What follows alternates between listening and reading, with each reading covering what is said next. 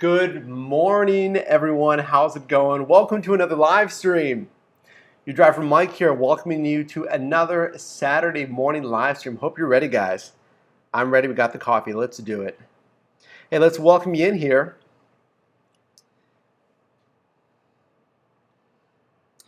Good morning. Good morning. Welcome to another live stream every Saturday morning, guys. 10 a.m. Pacific Standard Time. We do these live streams live from San Diego, California, talking about the rideshare space.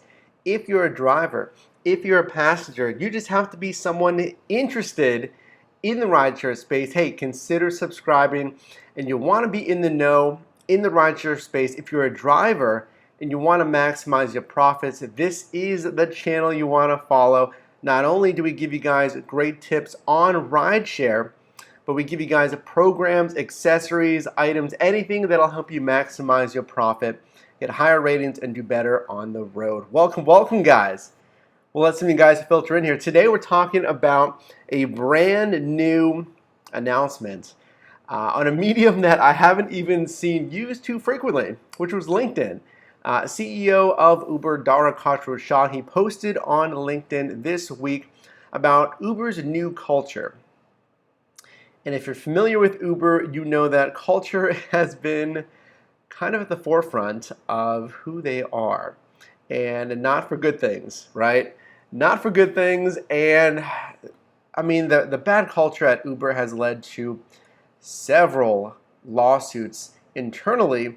And then, just more wide-reaching, the culture at Uber that's hurt drivers has led to lawsuits with drivers as well. So, new CEO of Uber, Dara Khosrowshahi, formerly from Expedia, has moved to Uber and hopefully is trying to bring sweeping cultural changes to Uber. We're going to read that article today. I haven't even read it yet. This is brand new to me, so we're going to read it together live and going through it. Hey guys, let me know where you're watching from. I really appreciate you being in this live stream, you taking the time out of your day. Everyone's busy to be here on our live streams every week and commenting if you're watching on the rebroadcast. Make sure to tell me where you're watching in the comments below if you're watching on the rebroadcast. I want to welcome you to the live stream, guys. All right, guys, we're going to jump into this here in just a sec, and I'm going to show you what we're going to be reviewing today. So you will see here my OBS software, hello, looking very robotic in the background. You can see the live chat peeking through a little bit, but this is what we're going to be talking about today. Uber's new cultural norms. And you can see this was just posted November 7th, that was on Tuesday.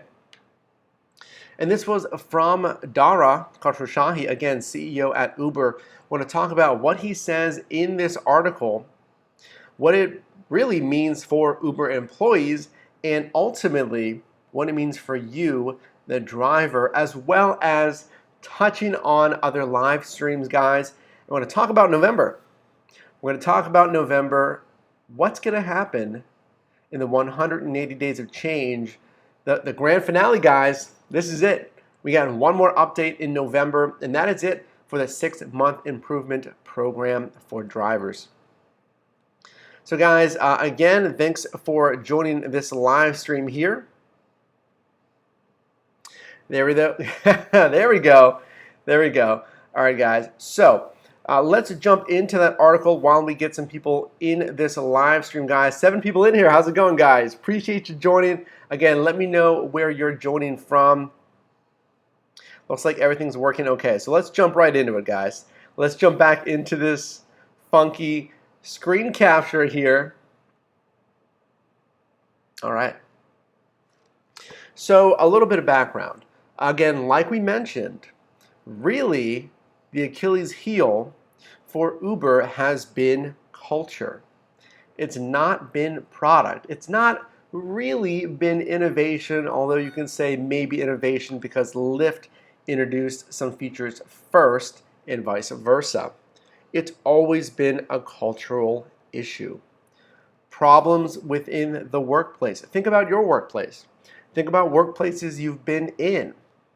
What does a poor culture do to morale, to motivation, to drive ambition, if you have a toxic workplace, it really leaches out to everybody, right? It leaches out to everybody in the workplace, and it's going to hinder innovation. It's going to hinder morale, okay? And in some aspects, guys, it gets so bad, culture gets so toxic that it becomes immoral and maybe illegal, as we've seen. Let's see if we can catch up with your comments here, guys. You can see me scrolling live here between your comments here and the article as we're in display capture mode in our OBS software. Rudy, thanks for joining, breaking the silence from Denver. Really appreciate it. Thanks for joining. Guys, toxic work environment. Any job you've been in that has a toxic work environment, it's going to hold the company back, right? And maybe that's why Lyft has went from a 10% market share, let's say 2 years ago, to 35% market share most recently. What does that say? Think about the cultural differences. Lyft, John Zimmer, Logan Green, and their team have always kind of personified the nice guys. Lyft was the nice guys, or maybe still is the nice guys, taking care of drivers, making sure passengers enjoy their system, providing good benefits, arguably, to drivers. What about Uber? Let me ask you, off the top of your head, guys, don't even think about it. Put in the live chat right now, problems with Uber's culture. Type in the live chat right now, right off the top of your head. I want to see how many we can get. What are the problems right now with Uber's culture? Problems with drivers, passengers, employees on all fronts. You can even compare it to Lyft. What is Lyft doing right that Uber's not doing right? Let me know. What is Lyft perhaps not doing right? We'll pose a tough question to you guys there. What is Lyft not doing right? And I can think of plenty of things that satisfy that list. Vincent says, sucks. Oh no, oh, there we go. Uber sucks. We'll show these comments. Hey, James Miller from Pittsburgh, yes. James says, howdy. Vincent Bowles says, Uber sucks. And why does Uber suck, guys? Because they're not taking care of drivers. They don't take care of drivers. And when they first started, here's the interesting thing. And I'm gonna come back here so you can actually so we can talk, so you're not just looking at an article right now. Here's the thing, guys, is drivers say Uber sucks because you don't take care of drivers. Okay, when Uber first started, what were they taking care of? I'll ask you another question. When Uber first started, what were they taking care of? What was the number one important factor for Uber when they first launched?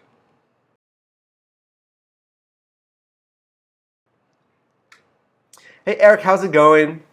Eric says, what's up, Mike, from Surprise, Arizona? Customers. Eric says customers. When Uber first started, what was their goal, right? Like Eric says, customers, yeah, and their system and their bottom line. You know, if you remember the Uber of, 2012, 2013?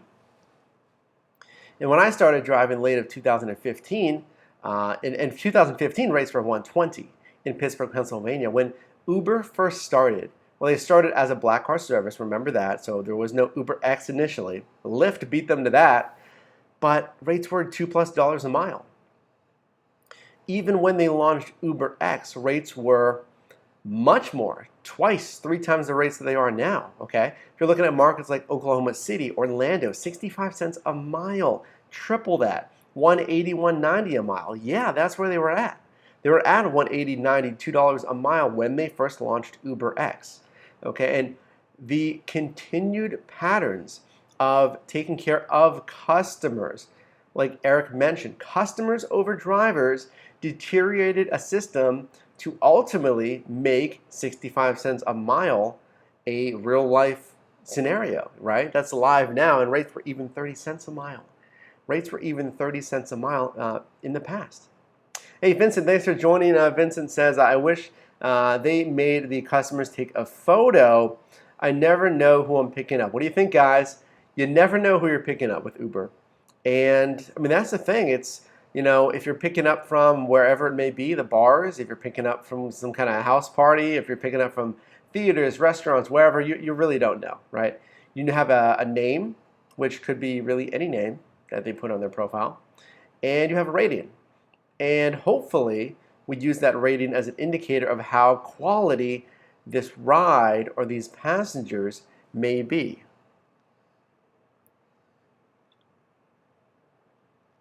We have a little vanilla coffee today, guys. So it's funny because, why would we need a live stream just talking about culture? Because culture is at the heart of all the decisions, everything that's being made. Every decision from benefits to your employees, benefits to the drivers, to the customers, how employees treat each other internally, right?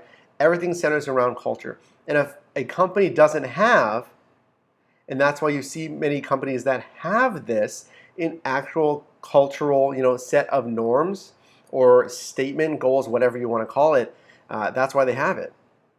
Because as you scale a company, as you scale more and more employees, if you don't have a central unifying feeling of who are we, right?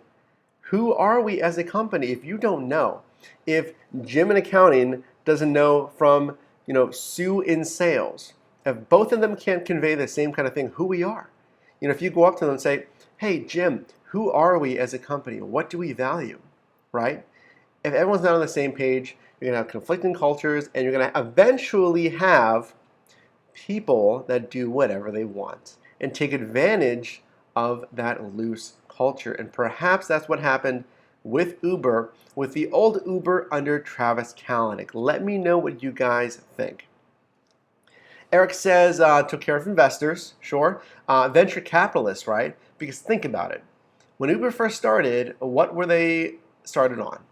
Money. Upstart money, absolutely. Venture capitalists, angel investors, investors that have tens of millions of dollars vested in this private company. And let me ask you this, when and if Uber or Lyft go private, would you invest? Okay. And a deeper question, what would the IPO need to be? Let's raise you guys down a little bit here.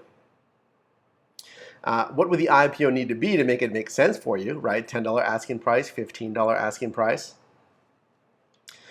Daniel, hey, thanks for joining. Daniel Estrada, Daniel from San Francisco Bay Area. You are up north of me just a little bit. That's pretty cool. Thanks for joining. I believe so. Yeah, Eric says Ashton Kutcher was an investor, I found out. Yeah, I believe I did read that somewhere. If you guys are interested in more information about Uber as a startup, as a company, history, check out Uber's Wild Ride. It's in one of our top audiobook recommendations on the channel, and we can post a link to it after the live stream concludes in the description if you're interested as well. Uber's Wild Ride, to see how Travis Kalanick and his team built the lovely Uber that we know today. Eric, $4 asking would be a good start. And guys, I'm not in the financial space, so I couldn't even tell you what a good fair asking price would be. But think about it. All criticisms aside, from a financial perspective, would you or I invest? If you have liquid capital and an asking price is fair, I don't see it being a bad idea. Okay, but maybe for Lyft. I don't know about Uber. Maybe do a 60-40 stock split on that, right? And here's something funny, is we know how Uber and Lyft like to copy each other. Let's say Uber releases that IPO first. Can it ironically be that Lyft copies them to the extent that they announce an IPO shortly after that? That'd be funny. That would be ultimate copying right there. All right, guys, let's jump into this article here because I know you and I both want to know what Dara's going to say here about culture.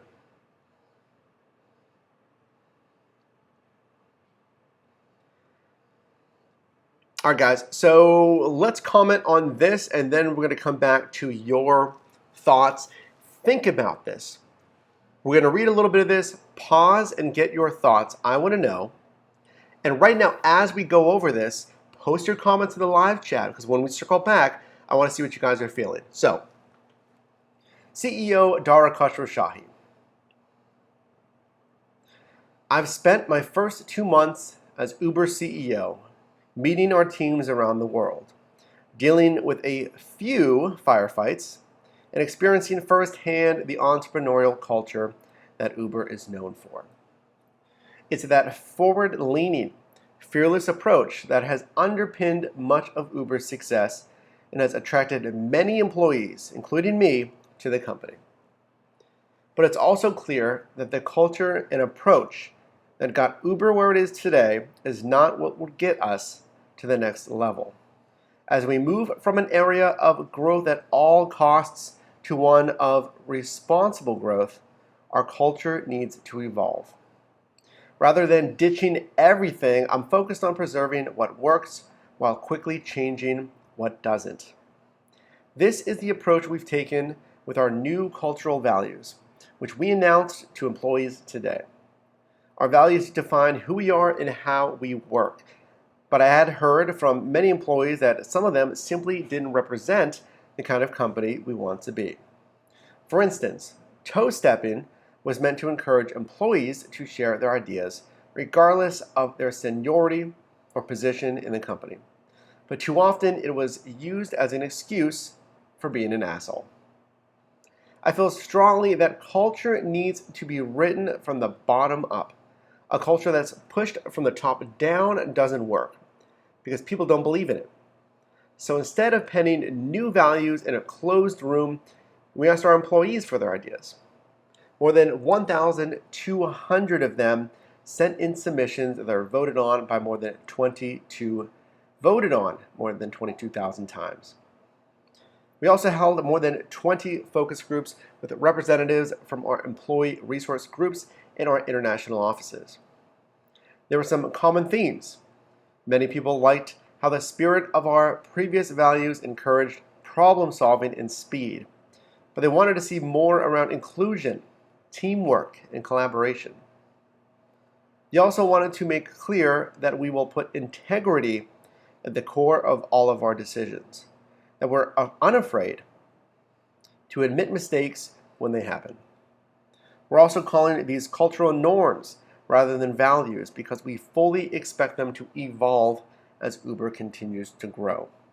Uber has always been a company that embraces change, and going forward will approach our culture the same way. We certainly don't expect these norms to change overnight or every year, but we always want to take stock of who we are, who we want to be, and move accordingly. These norms preserve the best of the founding Uber culture that built one of the world's most valuable and important companies, while recognizing that we must adapt to become a great company where every person feels respected and challenged, can contribute in his or her own way, and learn and grow as an individual and as a professional. At the same time, these norms will take us forward and hold each of us accountable as we continue to change Uber for the better. Uber's cultural norms. And before we get into that, guys, let's see what you're saying right now on the live chat.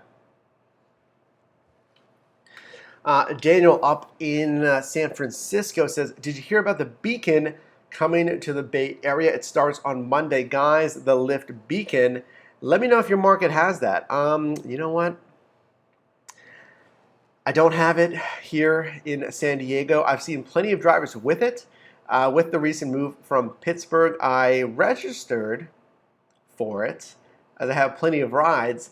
I'm waiting to do a late unboxing for you guys of the Lyft amp and give my thoughts on it. I do think the AMP is pretty cool. Interested to get it. Vincent, Lyft isn't as popular in my area. Yeah, Lyft has in the past, guys, it was 80-20, Uber and Lyft. Now it's kind of closer to 60-40. Lyft is definitely picking up. And sometimes I see Lyft in prime time where Uber isn't doing much. And speaking of Uber, I may pop over to the Uber Greenlight Help location today. Now, I can't live stream from it. Not allowable, at least. But we're not trying to ruffle any feathers at Uber HQ. So I may pop over there. I will live stream outside of it where I can. We need to fix my account. As you guys may or may not know, I still don't see Surge in San Diego, and long story, neither here nor there. Eric says that is focusing on employees, not drivers. Yeah, guys, this will be employee focused. These cultural changes are mainly internal, at least from what I've heard in the verbiage that you're going to be hearing today. A lot of this is internal, but what we want to know today is how these internal changes are going to kind of branch out. Because again, the culture is at the center of how you view your employees, how employees view the company, and in turn, decisions that are made within the company. So we want to see what these new changes are internally and how they may affect drivers. Daniel says, I got an email invitation for Uber. Eric says the AMP is good. Yeah, we need to get that AMP, guys. We'll let you know. Okay, let's jump back in. Again, post in the comments, what do you think they're saying right now? Okay, in this first section, Dara's talking about how they're going to keep parts of old Uber and their culture, what worked, and change out what didn't work. And these are going to be evolving, constantly changing cultural norms as the company grows. Now, he mentioned it's not going to be changing every night, every year, but they will change as Uber evolves.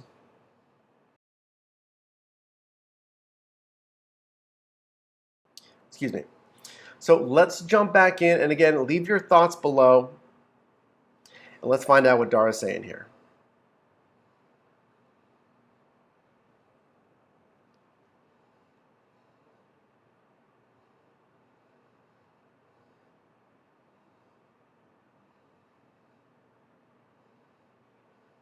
All right, guys, we're back in. Uber's cultural norms. Here we go, guys. All right. I'm interested. We build globally.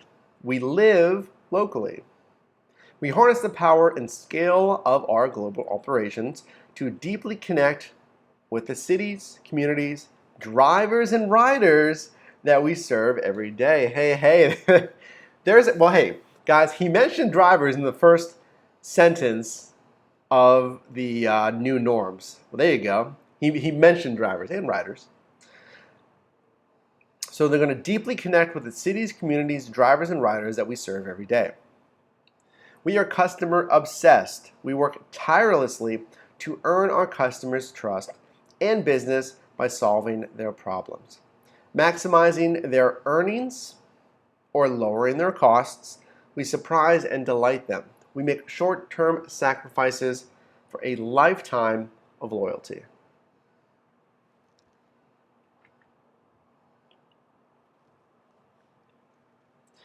We celebrate differences. We stand apart from the average. We ensure people of diverse backgrounds feel welcome. We encourage different opinions and approaches to be heard, and then we come together and build. We do the right thing, period. We act like owners. We seek out problems and we solve them. We help each other and those who matter to us. We have a bias for action and accountability. We finish what we start, and we build Uber to last. And when we make mistakes, we'll own up to them. We preserve. We believe in the power of grit. We don't seek the easy path. We look for the toughest challenges and we push. Our collective resilience is our secret weapon. We value ideas over hierarchy. We believe that the best ideas can come from anywhere, both inside and outside the company. Our job is to seek out those ideas, to shape and improve them through candid debate, and to take them from concept to action. We make big, bold bets. Sometimes we fail, but failure makes us smarter. We get back up, we make the next bet, and we go. And that is it, guys. Again, so you can see, these are the big cultural norms, the new cultural norms at Uber. Excuse me. What do you think? We're going to leave these up here for just another second. Take a look at them. These were announced on Tuesday from current Uber CEO Dara Khosrowshahi. Customer obsessed. That's an interesting one. We do the right thing.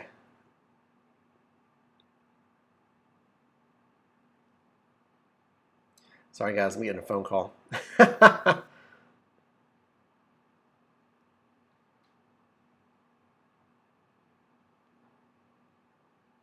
So let me hear your thoughts. There's definitely some things that stick out to me here. Some things that I see more merit in that are a little bit stickier than others. So let's catch up with you guys.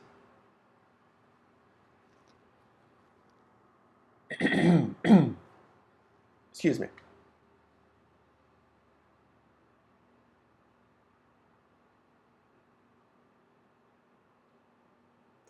I see Uber Beacon from Daniel.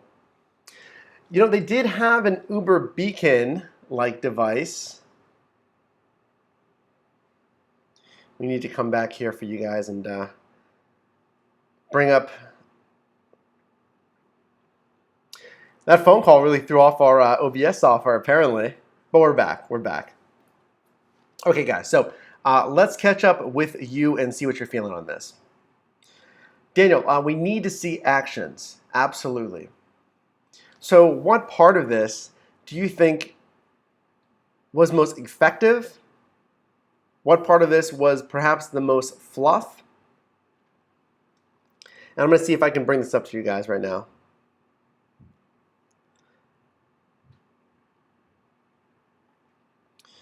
See if I can bring this up on an image for you so we have it for reference.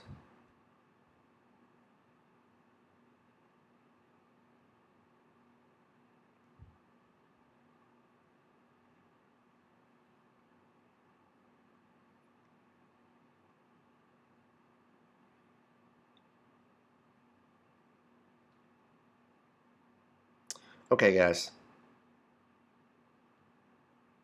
Here we go. So look at this for reference. This is what Dara was talking about for the new cultural norms. So let me add my thoughts on this. I will just go top down. And please, as we go top down, let me know your thoughts on each point.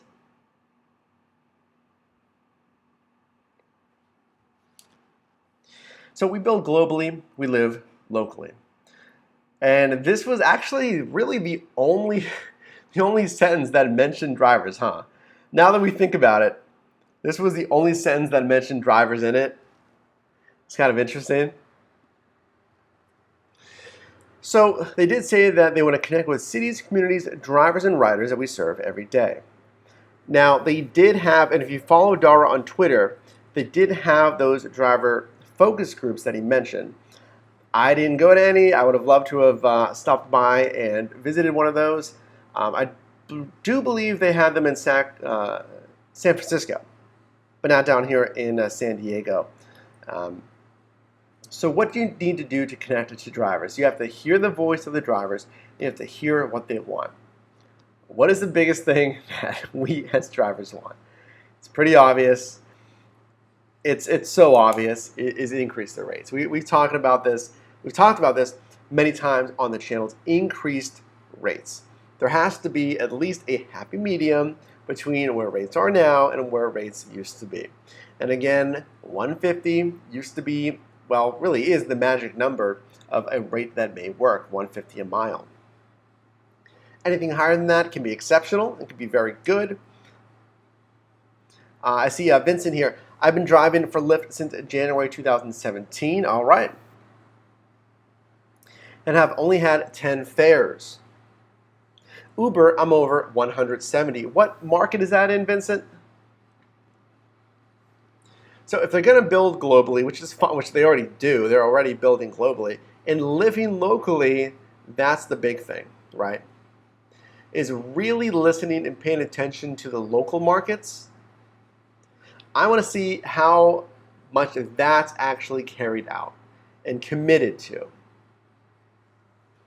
Number 2 was kind of a funny thing to read because it says, we are customer obsessed. They're working tirelessly to get trust and loyalty from customers. A whole line in their new cultural norms for customers. But I guess retention, satisfaction, earnings of drivers, where is that? It's like, all right, we really want to get customers on board with Uber. We want to expand Uber. We want them to be loyal to Uber over competitors. But the other piece of the puzzle is drivers, and you need to have drivers available and have drivers satisfied and driving at acceptable rates. Because if they're driving and they're not driving with acceptable rates, they may be driving to get that cash flow, but they're not satisfied driving with Uber. Guys, whenever you open your Uber app and Uber asks you how satisfied you are driving with Uber, I'm really curious to see what those numbers look like.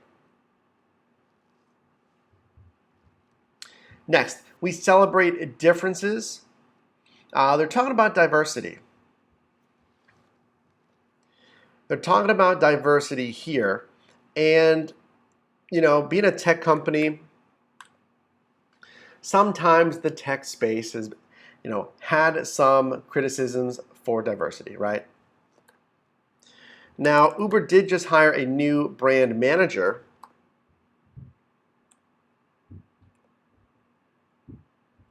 And I'm interested to see where the diversity continues with Uber.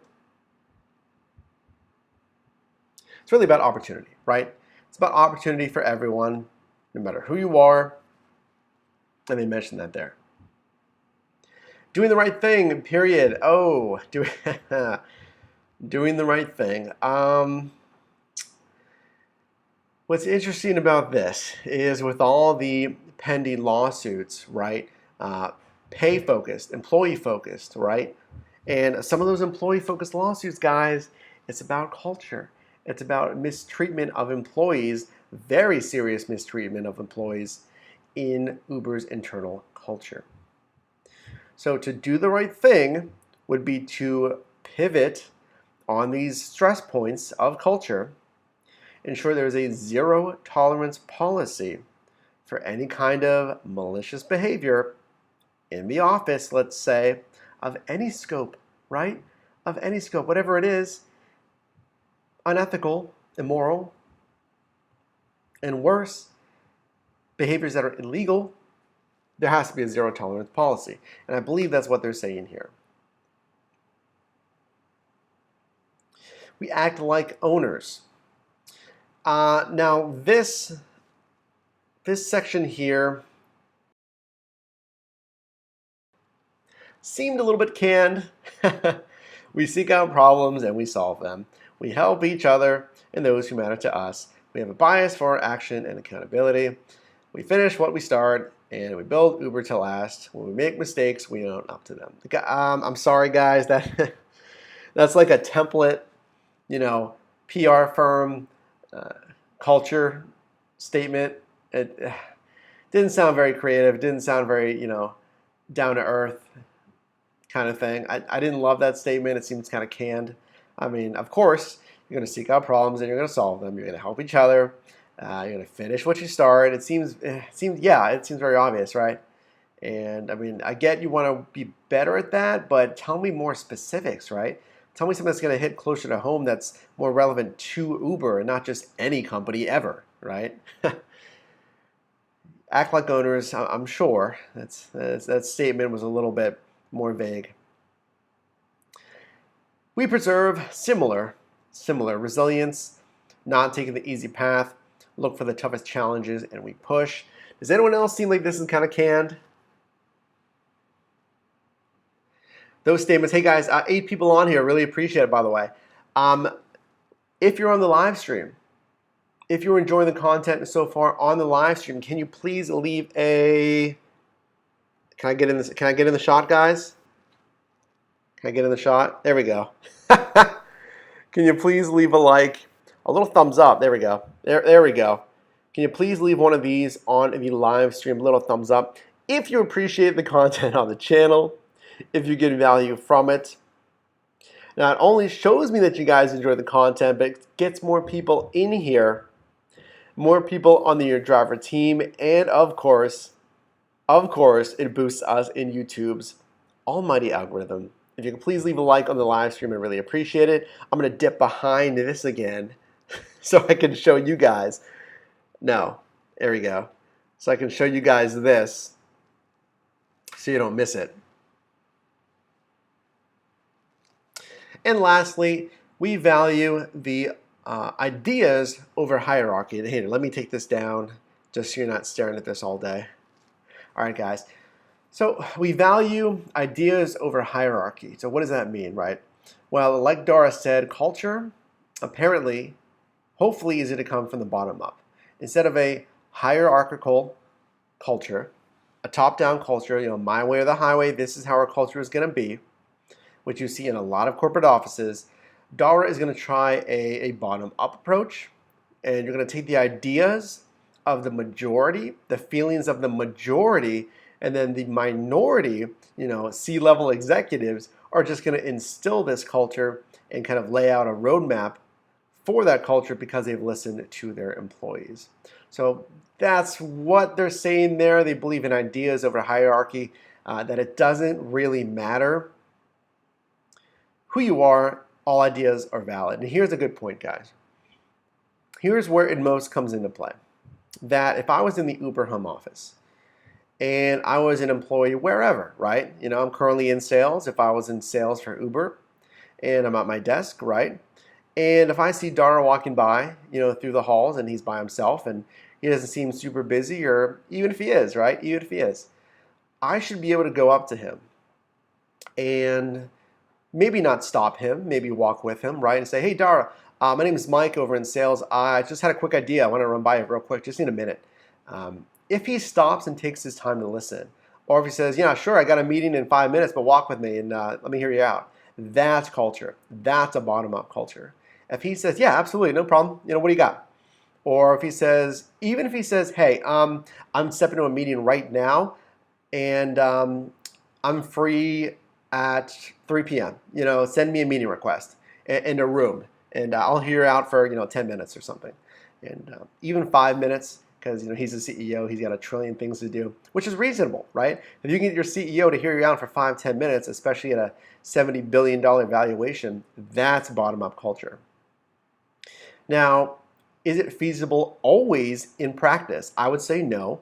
Let's be real here that he is doing so many things globally, internationally, domestically, on all fronts, marketing, PR, sales, HR, operations, that he cannot actually always hear employees out, right? But the majority of the time, if you really have an open door culture, if you really want to instill a bottom-up culture, I should be able to go up to him and at the very least, not feel intimidated, okay? In the last company that I was at, a global healthcare manufacturer, right? We had our CEO come by our customer service building. And if you guys have ever had a CEO come by your office, especially at these global massive companies, how did you feel? How did you feel during that meeting if you saw them walking by with your upper level management? And let's say they walk the floor. Let's say you even got to interact with your CEO or C-level executives. How does you feel? If you don't feel threatened, if you feel welcomed and listened to, that's a good culture. And that's what Uber is trying to do with a bottom-up culture. Hey guys, let's catch up on your comments here. It looks like we're all caught up. Rudy was asking Vince what market he is in because he is driving since January of 2016. Guys, what do you think? What is a bottom-up culture to you? Is it that? If you were in Uber's home office, okay, and let's say, obviously there's a lot of, as drivers, there's a lot of negative feelings towards, in part, not everybody, towards Uber, towards leadership at Uber. But let's say you didn't have that, right? Let's say that, you're working for your dream company or wherever. But if you're in Uber's home office, is that open culture to you? Is that open communication? If you can go up to your CEO and say, hey, I know you're busy. I just need a minute of your time. I have a great idea because I think we're losing money here. I think I can help us out, right? And they should listen to you, or at least hear you out.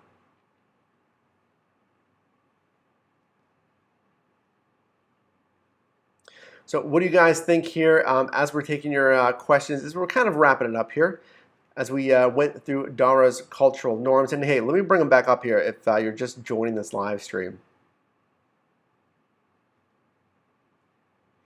So this is what we went over, guys. In an article posted on Tuesday the 7th, current and new Uber CEO Dara Khosrowshahi, formerly of Expedia, listed out a new set of cultural norms internally. Okay, so let's move the conversation here in the next 10-15 minutes to what is this going to do externally? What is this internal culture going to do for us externally as drivers? Well, the first sentence, guys, they're going to be deeply connected with cities, communities, drivers, and riders that we serve every day. One thing that is good that they noted is they said that we serve every day. They are serving not only the riders, but drivers as well, and they are. They are. We're serving them, and they're serving us. It is that business to business relationship, and that's what you guys are. That's what we are. We are businesses. So it is that B2B interaction that both parties need to be happy to have a successful relationship. So as we move forward, what Uber can do for drivers is focus on what makes the drivers happy. Bonuses, incentives, thank yous. Has anyone talked about thank yous? Guys, if I'm helping you out, right? If you hold the door for somebody and they just walk right in, they don't even look at you, how does it make you feel? If you are in bumper-to-bumper traffic, here in San Diego, it's decent. Guys, up in LA, condolences, I feel you. Anywhere, if you're in bumper-to-bumper traffic and you let someone merge in who's been trying to sneak in, and they just merge in, you don't get a little thank you wave, which is optional, but how does that make you feel? Versus if that person says, oh, thanks for holding the door for them. Or the driver gives you a little wave, or sometimes they stick the hand out the window, give you a little wave, thank you. How does that make you feel? Makes you feel good. Makes you feel good for doing little things like that. So Uber needs to give us a little thank you. And again, one of my ideas for Uber 2.0 going forward is sending thank yous to tenured drivers. Drivers that have been on the platform for so many rides, so many years. Let's bring you guys back here. A simple thank you, okay? Because as we've seen, CNN Money reported that there's a 96% turnover year over year for drivers on the Uber platform. So those that have stayed on the platform, even more so, deserve a thank you, and especially those that have completed thousands of rides. Lyft already does this. We talked about this, guys. Lyft already sends out thank yous. And catching up here with you guys, Rudy, nothing for drivers. Uber, too hard at work trying to figure out how to do away with surge. In Denver, they're almost there. And guys, that's one of the things that I need to talk to Uber support about. Again, possibly today is, hey, I'm not seeing any surge at all, guys. I can bring it up right now. I guarantee you, there's no surge right now. Now, granted, it's 10:45 a.m. here, but even more generally speaking, I'm not even seeing any surge on weekends. As you can see, nothing. But I need to talk to Uber support because I think my profile is still not perfect. Anyway, the point that we're making is simple thank yous, especially for tenured drivers, would be welcomed. And I mean, for me at least, in the past, Uber has done something, and I've said this in that other video, is I don't care if it's Uber swag, if you're sending me shirts, whatever you're sending me, that's cool. But, and it's a big caveat here, it has to be in addition to monetary incentives. Okay? There has to be monetary incentives as well as any kind of fringe benefits you do. Great, an Uber t-shirt or whatever you want to do that I may not even wear a lot. People would think I maybe work for Uber. I don't know. But a bonus. Guys, the holiday season is coming up. Hey, here's a fantastic idea for Uber right now, or Lyft, if anyone's listening.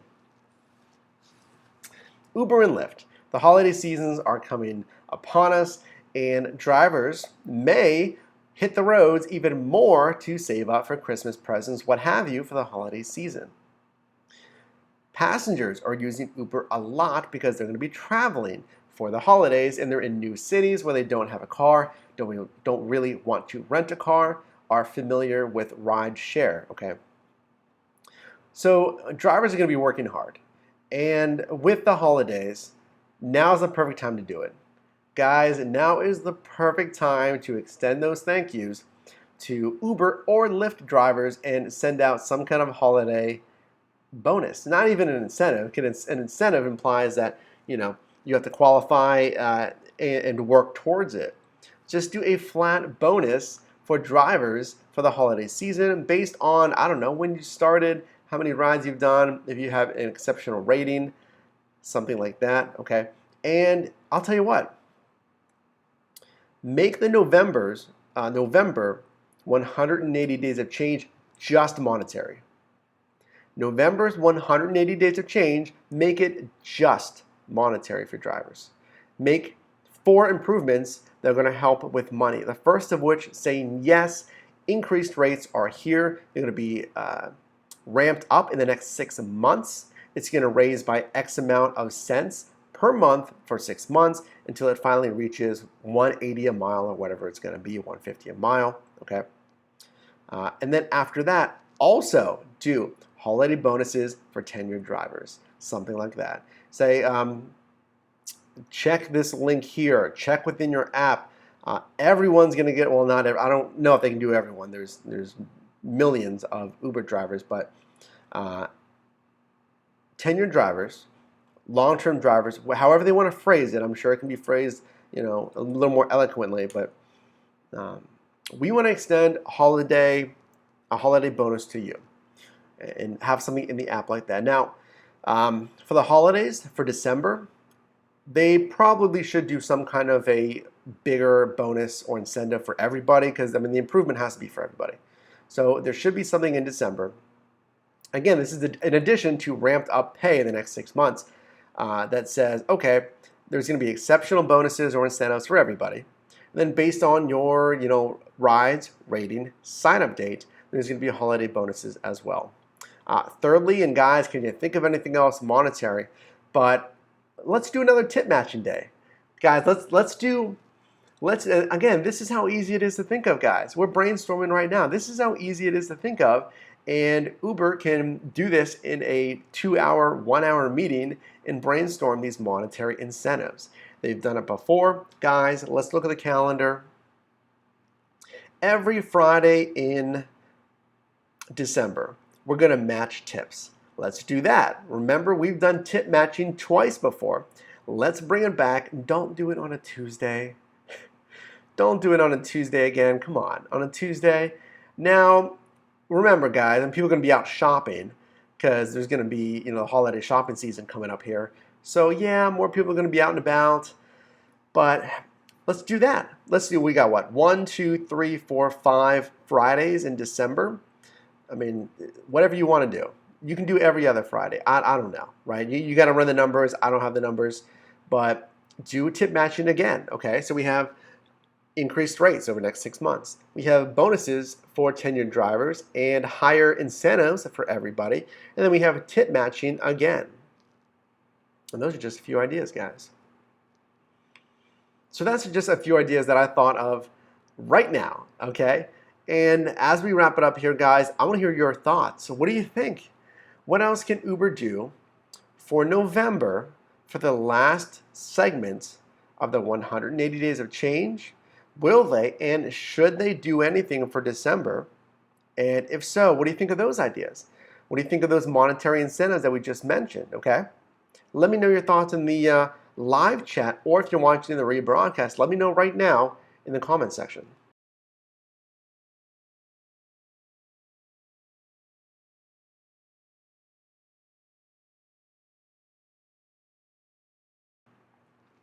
And also right now, if you've made it this far, let me know if you like eggnog. Completely random, but let me see if there's any eggnog fans out there. I'm drinking my vanilla coffee, and it kind of reminds me of eggnog.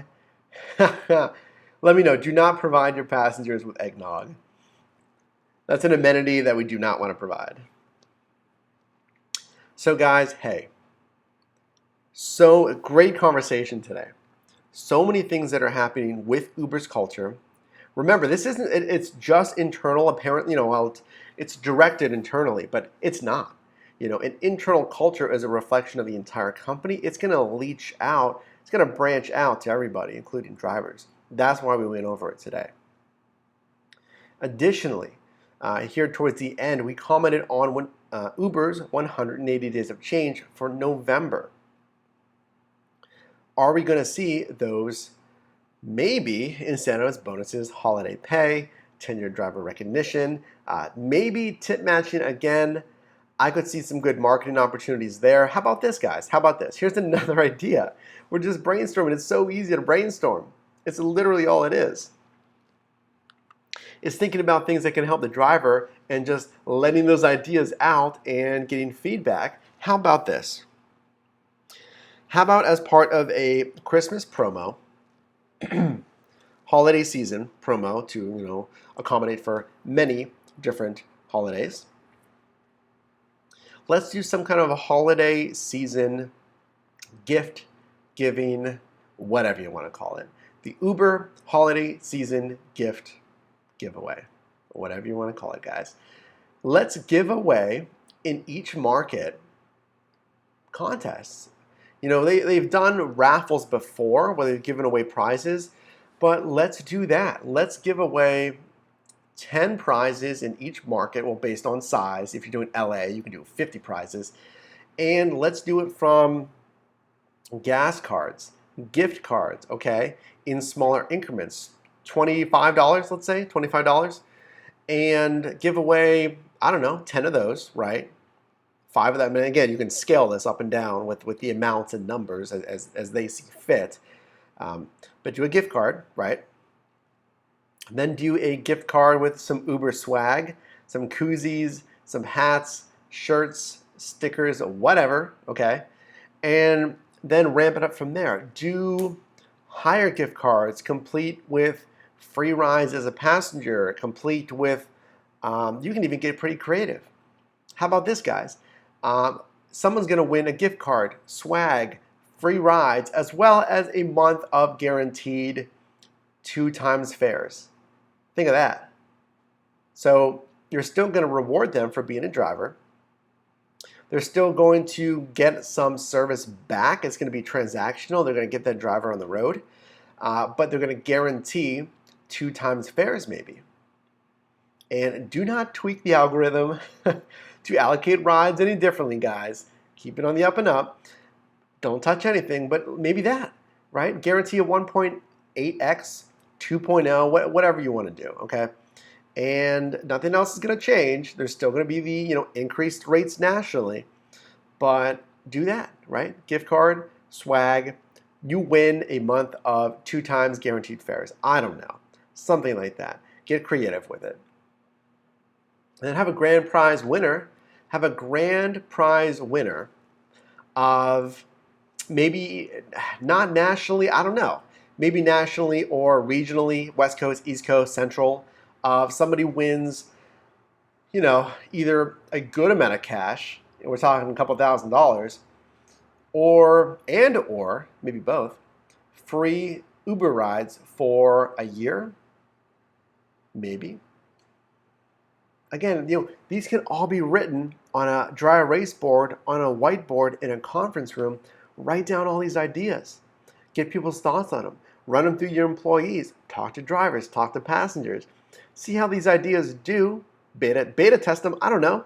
Simulate them. And let's do it. Let's do it. Let's add some incentives for drivers in December. Guys, thanks so much for joining. Hey, if you're on the live stream, before you go, you know what to do. If you can please leave a like on the live stream, guys. I really, really appreciate having you in here.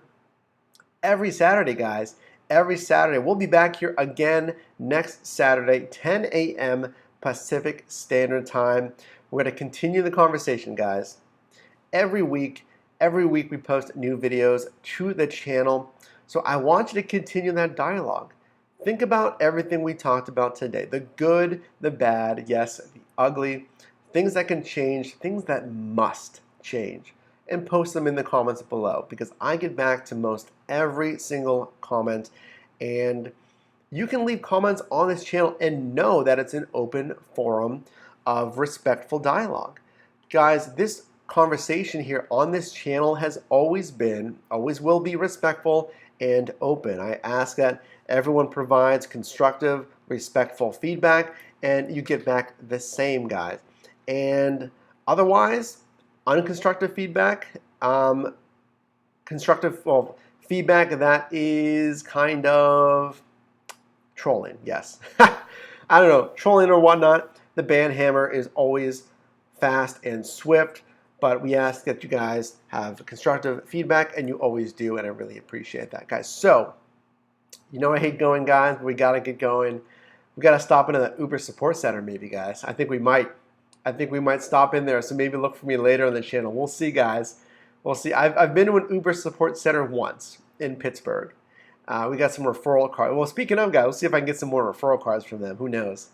But that'd be interesting. It's a pretty fancy one here in San Diego.